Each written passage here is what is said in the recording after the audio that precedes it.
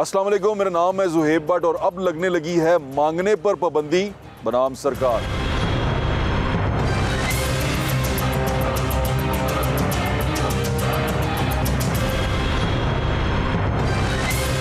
Senate की committee ने 3 bill मंजूर किए हैं जो पास होने के लिए जाएंगे आगे नेशनल असेंबली के अंदर।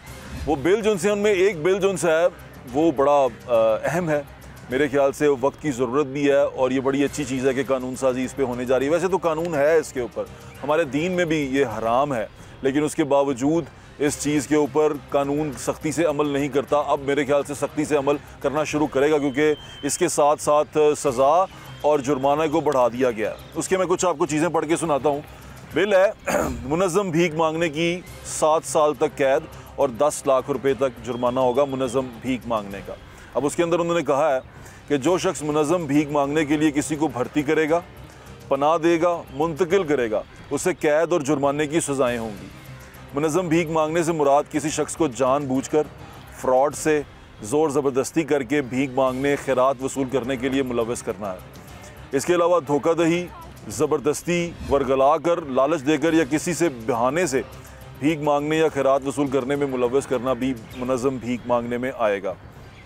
अब ये मुनज़्ज़म भीख मांगने की डेफिनेशन है कि वो भीख कैसे मांगेगा, वरगला ले किसी को पैसे दे के, लालच दे के वो भीख मांगने, लोगों से पैसे मांगने पे मजबूर करेगा, उसकी सज़ा है 7 साल तक सज़ा है और 10 लाख रुपए जुर्माना है। जबकि किसी अवामी मकाम पर खैरात मांगना या वसूल करना, जबकि किस्मत का हाल बताकर वो हाथ पामिस्ट हैंड वो नहीं होते, करतब दिखाकर भीख मांगना भी मुनज़्ज़म भीख मांगना है, ये उन्होंने इसमें लिखा हुआ है।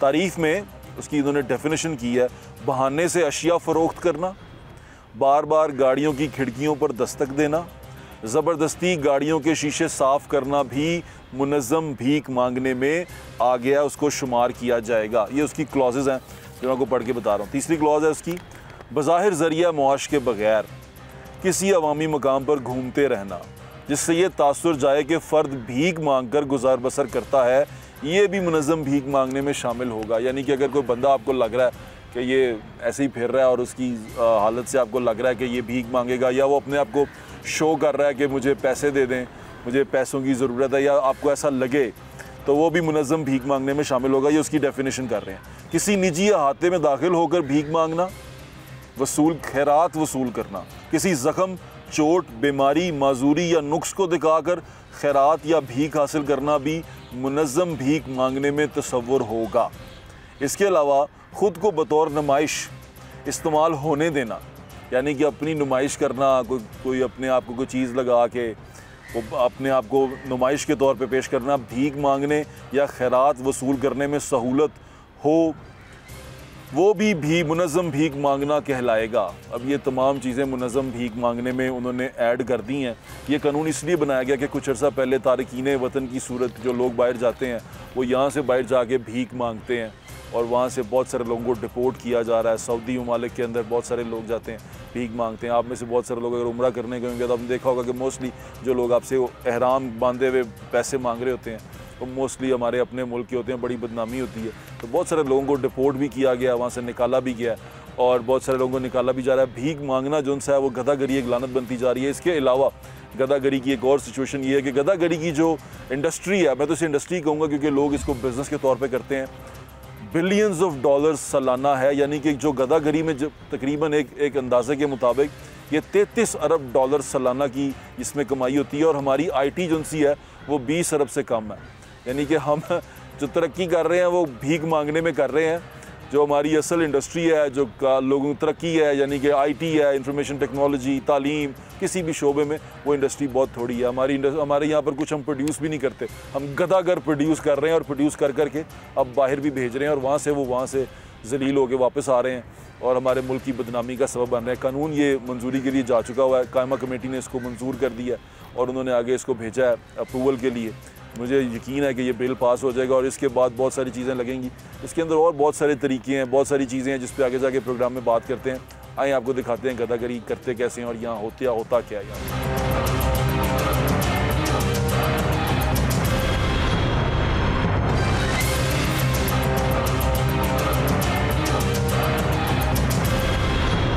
मैंने कहा मांगने पर पाबंदी लगने लगी है तो बहुत सारे लोग होशियार हो गए। कईयों ने मजाक में बहुत सारी बातें की कि मांगने पर पाबंदी लगने लगी है तो जो मांगने के लिए हम बाहर जाते हैं उस पर पाबंदी तो नहीं लगने लगी। तो बहुत सारी बातें इसमें हुई, लेकिन कुछ सवाल हैं जिसका आज हम जवाब ढूंढेंगे। एक तो मांगने पर पाबंदी लगने लगी है, कानून का मुसव्वदा भी आपके साथ शेयर करेंगे, कानून पास होने जा रहा है उसके बारे में भी आपको बताएंगे, क्या कानून है वो भी बताएंगे, कौन कौन सी चीज़ मांगने के ज़ुमरे में आती है वो भी बताएंगे। फिर कुछ लोग सवाल पूछ रहे हैं कि डिजिटली जो बैगिंग होती है, मैंने पूछा डिजिटल बैगिंग क्या होती है, उन्होंने कहा ये जो मुख्तलिफ ऐप्स पे बैठ के वो गिफ्ट मांगते हैं, कुत्ता बिल्ली शेर हाथी भालू मांगते हैं कि वो मैं मारो तो उसके पैसे आएंगे, वो भी क्या बैगिंग के ज़ुमरे में आएगा, वो जो जाके आला सतह पे मांगा जाता है वो भी क्या बैगिंग के ज़ुमरे में आएगा। बहुत सारी बातें इसके अंदर आ गई हैं। कई जगहों पर ये भी सवाल उठाए गए कि ये कौन डिटेक्ट करेगा कि ये बंदा जो है ये मांग रहा है, ये बंदा मांग नहीं रहा, इसको कौन जज करेगा और कौन उस वक्त फैसला लेगा कि इसको उठाना है इसको नहीं उठाना। बहुत सारे सवाल इसके अंदर जन्म ले रहे हैं, लेकिन सारी बातों का जवाब लेने से पहले सबसे पहले जो मैं भी ये जानना चाहता हूँ कि गदागरी के हवाले से दीन में क्या हुक्म है, तो उसके लिए हम डॉक्टर रागिब नईमी के पास जाते हैं, उनसे जाके बात करते हैं और उनसे पूछते हैं कि दीन में गदागरी के बारे में क्या हुक्म है।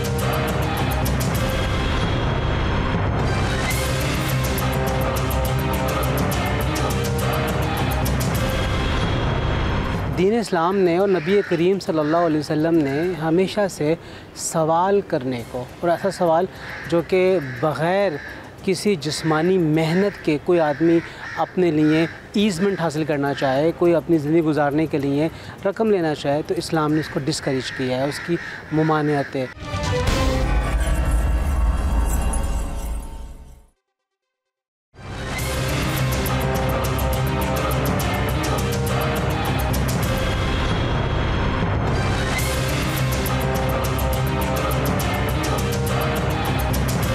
इस्लामी नज़रियाती काउंसिल के चेयरमैन डॉक्टर रागिब नईमी हमारे साथ मौजूद हैं, उनसे बात करते हैं। अस्सलाम वालेकुम हज़रत। वालेकुम अस्सलाम व कैसे हैं रहमतुल्लाहि आप? व बरकातहू। ठीक ठाक। हज़रत वो दोबारा से इल्म हासिल करने के लिए आपके पास आए हैं, आप उस्ताद हैं, मौलम हैं, मुझे ये बताएं कि गदागरी के हवाले से क्या अहकामात हैं इस्लाम में, दीन में क्या कहते हैं। कि जब मैं बचपन में था तो हमारी किताबों में लिखा होता था कि एक शख्स आया आका दो जहां नबी सल्लल्लाहु अलैहि वसल्लम के पास, उसने कुछ सवाल किया तो आपने कहा तुम्हारे पास क्या है, उसने कहा मेरे पास एक प्याला है और एक चादर है। तो आपने कहा कि उस चादर और प्याला मुझे दो, उसके कुल्हाड़ी दी, वो कुल्हाड़ी लेके गया, लकड़ियाँ काटी, कुछ अरसे के बाद आया, उसने कहा हज़रत मेरे तो हालात बदल गए हैं। तो आपने गदागरी को डिस्करेज किया। हमारे दीन में और क्या अहकामात हैं इसके?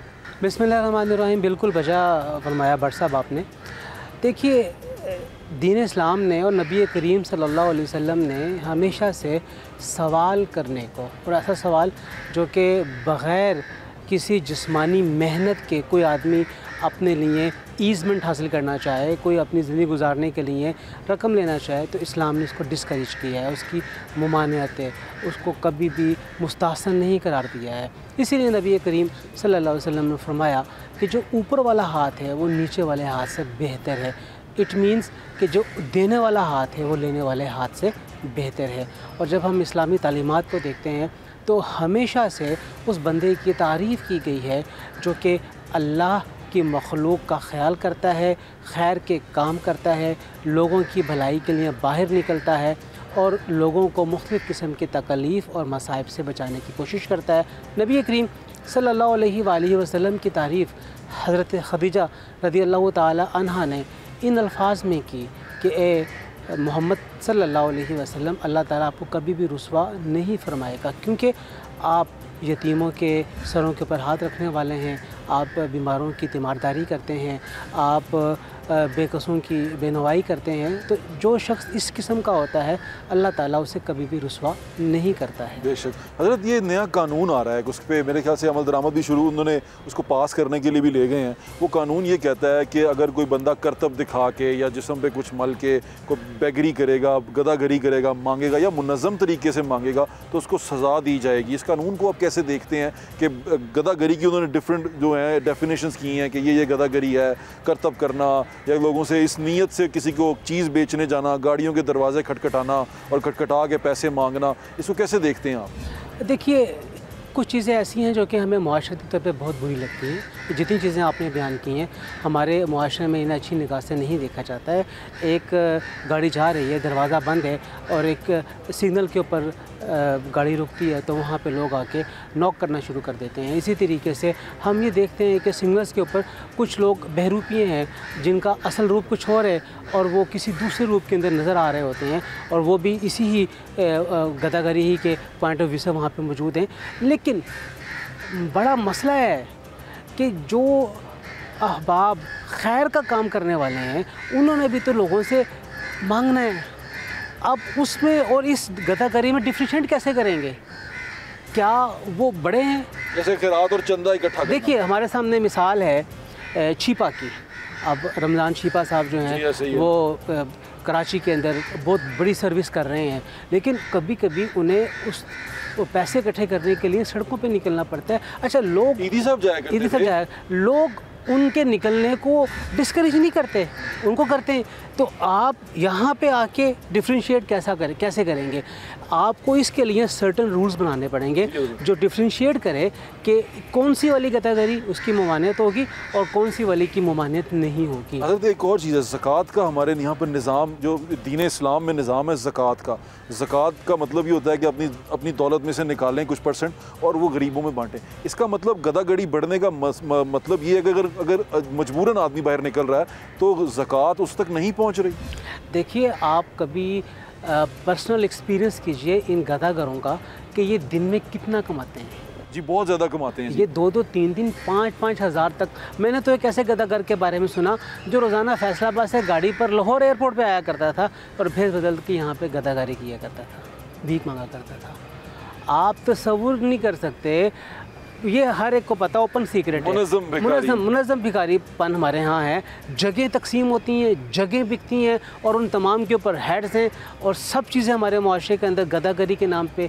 और आप ये देखिए, ये जो बच्चे ख़वातीन ने उठाए होते हैं और वो सोए होते हैं, उन्हें बाकायदा टीका लगा के सुलाया जाता है। वो पूरा दिन सोते ही रहते हैं और वो बच्चे बाकायदा किराए पे मिल रहे होते हैं, वो कभी उनके नहीं होते हैं। बच्चे किराए पे मिलते हैं, कस्ट्यूम किराए के ऊपर मिलते हैं, चीज़ें चल रही हैं। अगर जो इनको पैसे देते हैं उनके लिए क्या हिदायत है कि उन्हें क्या करना चाहिए? क्योंकि देखें तरस तो आ जाता है, बच्चा खड़ा है, एक फैमिली, वो अब तो कई आप जाएं कोनों पे, वो मोड़ पे वो यूं करके हाथ रख के खड़े होते हैं, वो पूरी फैमिली है, अब्बा जी हैं, बहन है, बेटी है और माँ है, वो तमाम ऐसे करके खड़े हैं। तो उनको फिर बंदा तरस आ जाता है, दे दें। जो देने वाले उनके लिए क्या इसमें हिदायत?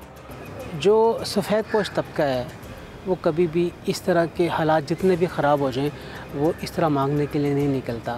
बहैसियत मुसलमान हमारी ज़िम्मेदारी बनती है कि हम ऐसे अफराद को तलाश करें जो हाथ नहीं फैलाते लेकिन उनके यहाँ 2 वक्त की रोटी नहीं बनती है। ये हमें तलाश करने की ज़रूरत है। और ये तो प्रोफेशनल हैं जो आज हमें नज़र आते हैं, सारे के सारे प्रोफेशनल हैं। एहतराज़ करना चाहिए, कोशिश करनी चाहिए। हाँ, जो हदीस में आता है या कुरान करीम में आता है, वाम्मा साइला फला तनहर, और सवाल करने वाले को तुम्हें झिड़कना नहीं है, तो आप उन्हें आराम से कह दीजिए कि भाई तो अच्छे खासे नज़र आते हैं, तुम काम कर लो। और अगर बहुत भी है तो अब तो मसला ये है कि हमारे पैसे की वैल्यू इतनी रही कि हम उसे 1 रुपया दें तो वो खुश हो जाएगा। यहाँ तो हम 100 रुपया भी एक गदागर को ना दें तो वो खुश होता हुआ नज़र नहीं आता, ना वो दुआएं देता हुआ नज़र आता है। अच्छा हज़रत, जाते जाते एक और बात कि ये सदका खैरात की बात की गई। सदका खैरात जिनसे है, मतलब अगर आप सिला रहमी करना चाहते हैं तो सबसे पहला हक मेरी सिला रहमी पे, मेरी जो पैसे निकालने पे, वो किसका है? देखिए, ये नबी करीम सल्लल्लाहु अलैहि वसल्लम से सवाल किया गया, मादा युनफिकून, क्या चीज़ खर्च करें? इसके 2 जवाब कुरान ने दिए। एक तो ये कि आप जो ज़्यादा रकम है ना आपके पास, आप उसे खर्च करें। दूसरा, कहाँ पे खर्च करें? वालिदैन के ऊपर खर्च करें, आइज़ा अकरबा के ऊपर खर्च करें, रिश्तेदारों के ऊपर खर्च करें और उन लोगों पे खर्च करें जो आपकी सराउंडिंग के अंदर मौजूद हैं, जिनके साथ आपकी कराबत है। जैसे हमसाया है। कराबत अलग चीज़ है, हमसायगी अलग है, और कभी कभी कराबतदारी और हमसायगी इकट्ठी हो जाती है। तो अल्लाह ताला ने बड़ी वजाहत के साथ कुरान करीम में ख़र्च करने के बारे में बता दिया कि कैटेगरी सबसे पहले किस पे खर्च करेंगे, फिर किस पे करेंगे, फिर किस पे करेंगे? पहले हमसाये पे जी, उसके बाद अजीज़ो अकारब पे। देखिए, पहले वालिदैन के ऊपर, वालिदैन, फिर आपके बच्चे, आपके, उसके बाद फिर आपके अकारिब, फिर हमसाए, और उसके हमसाया अकारब के बाद आता है। उसके बाद फिर इसको जनरलाइज करते हैं। बिल्कुल ठीक है। तो आपके वक्त का बहुत बहुत शुक्रिया, थैंक यू सो मच।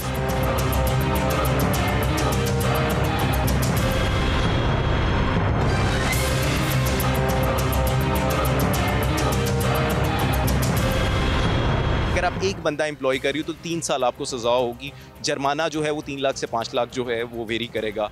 अगर आप 5 लोगों तक एम्प्लॉय कर रहे हो तो 3 से 5 साल सज़ा होगी, जुर्माना 5 लाख से ऊपर जाएगा।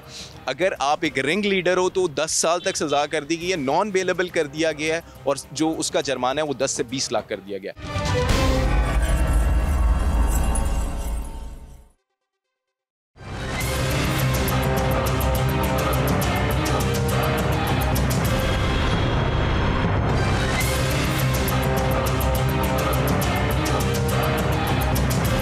डॉक्टर रागिब नईमी की आपने बात सुन ली। अब इसके ऊपर कानूनी राय लेने के लिए भी हम जाते हैं, और कानून क्या है वो भी मैं आपको बताता हूं कि कानून का मुसव्वदा जो आया है, जो रिपोर्ट हुआ है, अखबारों में रिपोर्ट हुआ है, उसमें क्या कहा जा रहा है और मुसव्वदे के अंदर इंफॉर्मेशन क्या है और उन्होंने उसकी तारीफ़ कैसे की है, उस पर भी बात करते हैं और कानूनी राय भी लेते हैं। मेरे बड़े अच्छे दोस्त हैं, भाई हैं मेरे छोटे, बैरिस्टर हारिस साहब, उनसे जाके पूछते हैं कि ये कानून इसके बारे में क्या कहता है, गदागरी के ऊपर जो पहले से कानून मौजूद है उसमें क्या है।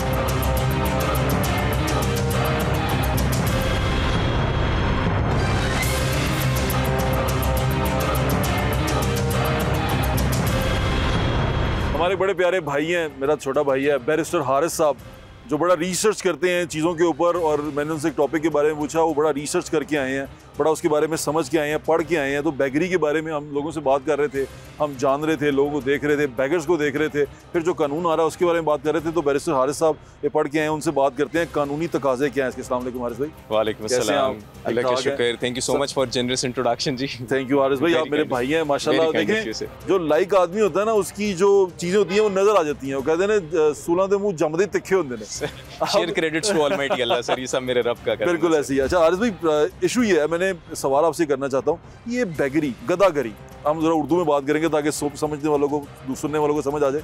मेरे जैसे भी हैं, अंग्रेज़ी ज़रा कम समझते हैं। तो ये बैगरी जो सी है, गदागरी जो सी है, ये गदागरी हमारे मुल्क में इस पे कानून बनने जा रहा है, वो भी पास होना है। वो कानून के अंदर क्या है और कितनी लिमिटेशन, और पहले से भी कानून मौजूद है जिसमें गदागरी को बिल्कुल बैन किया गया है, तो उसमें और इसमें फ़र्क क्या है? इसके बहुत ज़्यादा पर्सपेक्टिव हैं। ये it's a very complicated topic है। इसको अपेरेंटली तो कुछ लोग समझते हैं कि यार ये बड़ा स्ट्रेट फॉरवर्ड टॉपिक है। Even in the layman sense मैं इसके बड़ा ख़िलाफ़ हूँ गदागरी के और भीख मांगने के, because I have been the victim of it. कि यार मतलब मेरे दोस्त बाहर से आए, मैं गाड़ी चला रहा हूँ, हर इशारे पे आपसे पैसे मांग रहे हैं। सो वो चीज़ एक बड़ी आपके लिए जो है ना वो डिसरिस्पेक्टफुल हो जाती है और बाहर हमारा इंप्रेशन बड़ा गलत जाता है। So there is a side to it जहाँ पर आप इसके बिल्कुल आप इसको जो है नहीं होना चाहिए, but there is another side to it, and that is कि स्टेट की क्या रिस्पॉन्सिबिलिटी है। और सारे मांगने वाले जो हैं वो शौक से नहीं मांग रहे, कुछ जेन्युइन एग्रीव्ड लोग हैं। हम एक थर्ड वर्ल्ड कंट्री, गरीब मुल्क हैं। अब जिसका बच्चा भूखा मर रहा है वो आके मांग रहा है, तो आप उसको क्या कहोगे? So talking of the legal perspective, इसमें लीगल पर्सपेक्टिव को लेके जो दो एग्जिस्टिंग लॉज थे, एक तो लॉ वेस्ट पाकिस्तान एक्ट है 1958 का, जो पुराना गदागरी का लॉ चलता आ रहा है। उसमें क्या है? उसमें बेसिकली ये है कि उसमें मना किया गया कि आप बिल्कुल भी नहीं मांग सकते, और वो लॉ को समहाउ अभी भी जो है वो इस्तेमाल किया जाता है। बट येट अगेन उसका जो इम्प्लीमेंटेशन है वो बहुत ज़्यादा एग्रेसिव की जाती है, और समहाउ एक ऑपरेशन होता है उसमें उठा लेते हैं, उसके बाद वो फिर वो लोग वैसे ही चल रहे होते हैं वो। So I always believe and there is this saying कि जो कानून की implementation it lies in the certainty not cruelty. तो अब जो अमेंडमेंट आई है उसमें उन्होंने क्रूअल कर दिया लॉ को। अब देखते हैं कि उस सर्टेनिटी कितनी है उसकी इम्प्लीमेंटेशन के अंदर। अब फॉर एग्जांपल जो अब लॉ आ रहा है उसमें ये है कि फॉर एग्जांपल अगर आप एक बंदे को एम्प्लॉय कर रहे हो, सिचुएशन वाइज उन्होंने उसको डिस्ट्रीब्यूट कर दिया। अगर आप एक बंदा एम्प्लॉय कर रही हो तो 3 साल आपको सज़ा होगी, जुर्माना जो है वो 3 लाख से 5 लाख जो है वो वेरी करेगा। अगर आप 5 लोगों तक एम्प्लॉय कर रहे हो तो 3 से 5 साल सज़ा होगी, जुर्माना 5 लाख से ऊपर जाएगा। अगर आप एक रिंग लीडर हो तो 10 साल तक सज़ा कर दी गई है, नॉन बेलेबल कर दिया गया है, और जो उसका जुर्माना है वो 10 से 20 लाख कर दिया गया। Eight the same time I would diverge into कि ये वाकई बहुत बड़ा माफिया बन गया जिसके बहुत ज़्यादा प्रॉब्लम। वो एक स्टोरी आई थी कि $40 बिलियन के करीब। सो ये एक डॉन की रिपोर्ट थी जो 26 अप्रैल 2024 को पब्लिश की गई, but yet again it was not verified. और जब डॉन ने फैक्ट चेक किया तो उन्होंने कहा that was an information that was given to us. So as per that report, but उससे ज़्यादा मैं रिलाई करूँगा जो एशियन ह्यूमन राइट्स कमीशन की रिपोर्ट है, विच सेज कि 2.5 करोड़ बंदा इस मुल्क में बेगर है। और उसके प्रमाइस पे रखते हुए जो डॉन की अगर बात की जाए, जिस आर्टिकल की आप बात करें, इट्स सेड कि $42 बिलियन की इंडस्ट्री है। मैं आई मीन आपकी टेक्नोलॉजी इंडस्ट्री $3 बिलियन की है, ये $42 बिलियन की इंडस्ट्री बन गई। अच्छा, मेरा एक मानना ये है इस बात पे कि यार अगर आप कुछ गलत कर रहे हैं जिसकी इम्प्लीकेशंस आप तक है ना, तो वो आपका मसला है। कोई गैर कानूनी काम कर रहे हैं वो स्टेट का मसला, बट जहाँ पर इम्प्लीकेशंस दूसरों को आने लग जाए, that is something which we can not tolerate. अब हुआ ये है कि इसकी वजह से टू सर्टेन एक्सटेंट में कहते हैं यार मैं तंग हो रहा था, जुहेब भाई तंग हो रहे थे, इट वाज फाइन। प्रॉब्लम ये आपकी रेपुटेशन इंटरनेशनली स्टेक पे आ गई है।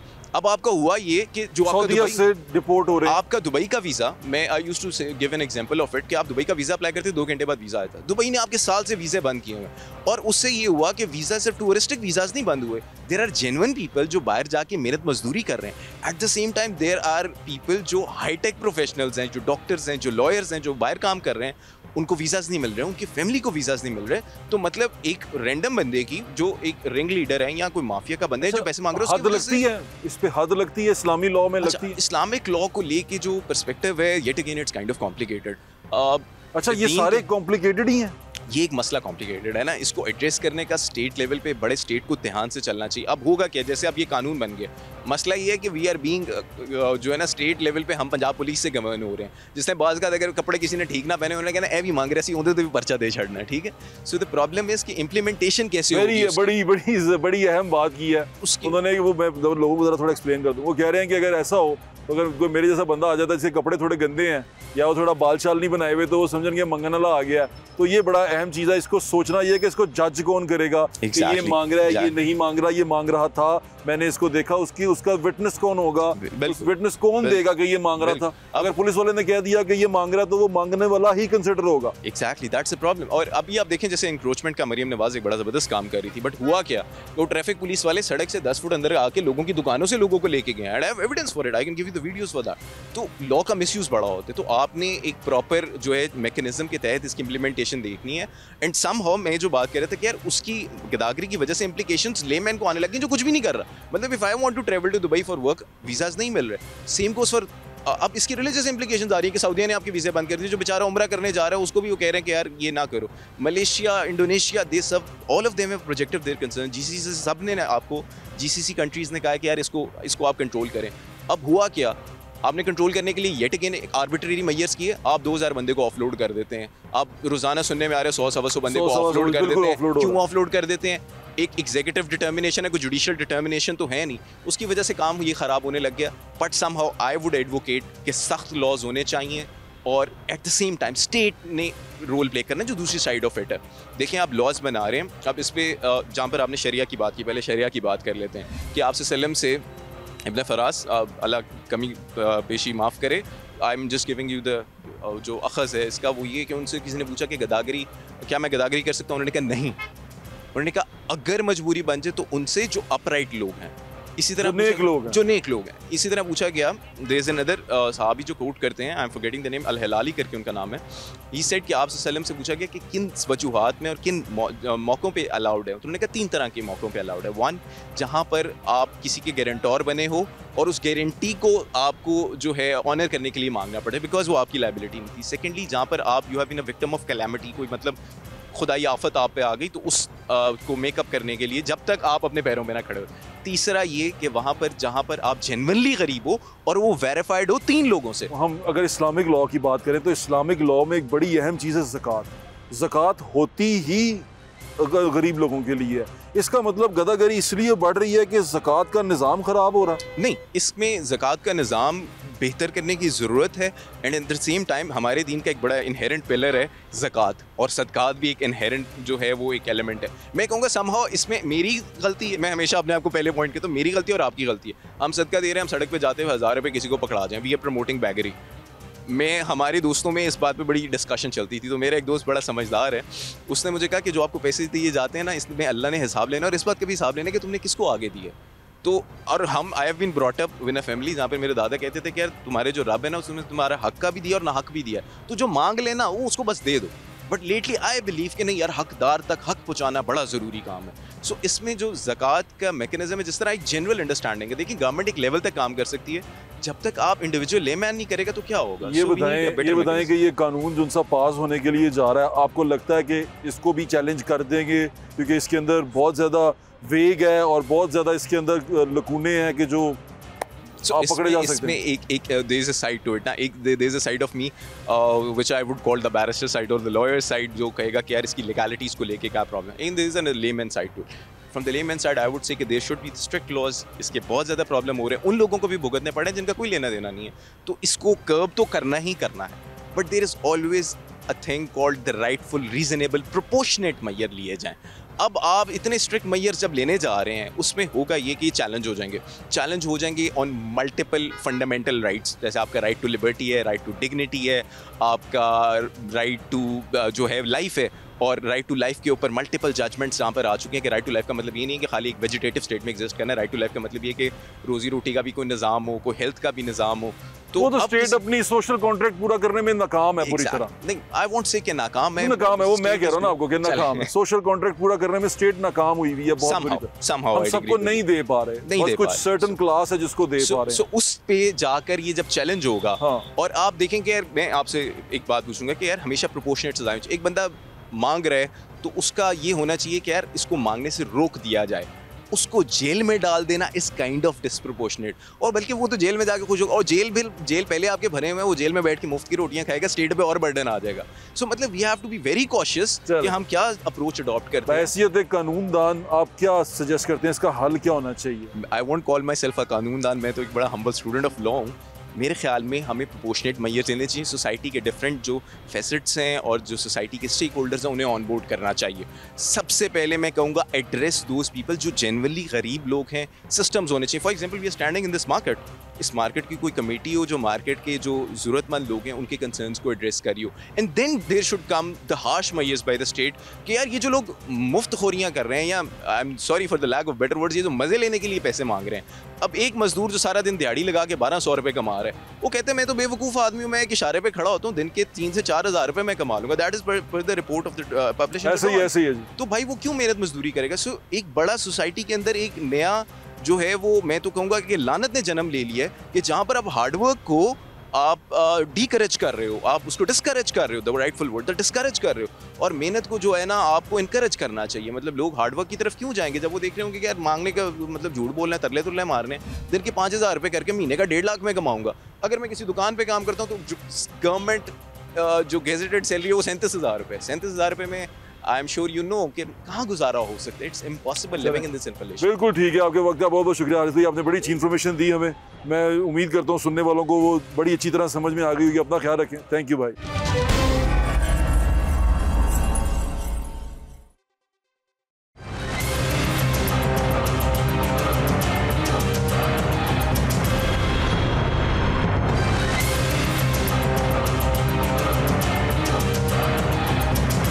गदागरी पे कानून आने जा रहा है, और गदागरी का जो कानून है वो बड़ा सख्त है। यहाँ 3-4 सवाल उठते हैं आज की जो हमने गुफ्तगू की प्रोग्राम के अंदर। उसके अंदर मुझे जो समझ में आया वो यही बात है कि अगर ये कानून को इम्प्लीमेंट करने के लिए जाएंगे तो फिर दोबारा कानून, क्योंकि पाकिस्तान के अंदर इम्प्लीमेंट होता ही पंजाब पुलिस के थ्रू है या पुलिस के थ्रू है। कोई भी कानून आपने इम्प्लीमेंट करना है, वो दुकानें बंद करानी है, वो लॉकडाउन करवाना है, वो पुलिस के थ्रू आप उसको इम्प्लीमेंट करवाते हैं। जब गदागर को पकड़ने जाएंगे तो वो जजमेंट कॉल फिर उस सिपाही की आ जाएगी, वो जजमेंट कॉल फिर उस थानेदार की आ जाएगी, उसने पर्चा देना है कि नहीं देना, कि उस किस तरह देना है, वो प्रूफ्स क्या हैं, वो किन ग्राउंड्स पे उसके पर्चा होगा, वो किन ग्राउंड पे बंदे को पकड़ के लाएगा। अगर किसी बंदे ने कपड़े ख़राब पहने हुए हैं, बाल ख़राब है, मार्केट में वो फिर रहा है, तो किस वजह से वो फिर रहा है, उससे पूछ के उसे उठा लिया जाएगा। तो ये बड़े अहम सवाल हैं जो पूछने वाले हैं। कानून को क्लियर होना चाहिए। कानूनदान जो बैठे हुए हैं असेंबलीज़ में वो कानून तो बना देते हैं, कानून को लेके आ जाते हैं, लेकिन जब हम उसको देखने के आते हैं, जिस तरह पीका एक्ट में हुआ कि आपने डेफिनेशन ही नहीं की कि डेफेमेशन कहाँ तक होगी, हत्तके इज़्ज़त किस तरह होगी, क्या चीज़ है जो हत्तके इज़्ज़त के ज़ुमरे में आएगी, आप डिफ़ाइन ही नहीं कर सके। तो आपको डिफ़ाइन करना बड़ा ज़रूरी है इस जगह पे भी आके कि ये कानून इम्प्लीमेंट कैसे होगा। जब आ जाएगा और कानून, जब ये कानून नाफिज करने वाले इदारे उन तक पहुँच जाएंगे तो ये करेंगे क्या? जब आप उनको उठा के जेल में फेंकेंगे तो वहाँ पर भी वो रियासत पे ही बोझ बनेंगे। कितने लोगों को उठाएंगे? 2.5 करोड़ बंदा, एक सर्वे के मुताबिक जो हमने पढ़ा उसमें लिखा हुआ है कि तकरीबन 2.5 करोड़ बंदा जो है पाकिस्तान में वो भीख मांगने पे लगा हुआ है। वो इसी तरह ही है कि एक मजदूर दिहाड़ी कमाता है 1500 रुपया, और एक जो फ़कीर है वो किसी इशारे पे खड़ा हो जाता है, वहाँ वो 4 से 5 हज़ार रुपया कमा के लेके जाता है। तो सिचुएशन बड़ी अजीबोगरीब है, मेहनत का फल नहीं मिल रहा, फ़कीर को पैसे मिल रहे हैं। अब फिर बंदा यही सोचेगा ना कि मेहनत मजदूरी करो, खून पसीना बहाओ, और उसके बाद जो रिवॉर्ड मिले वो इतना कम हो।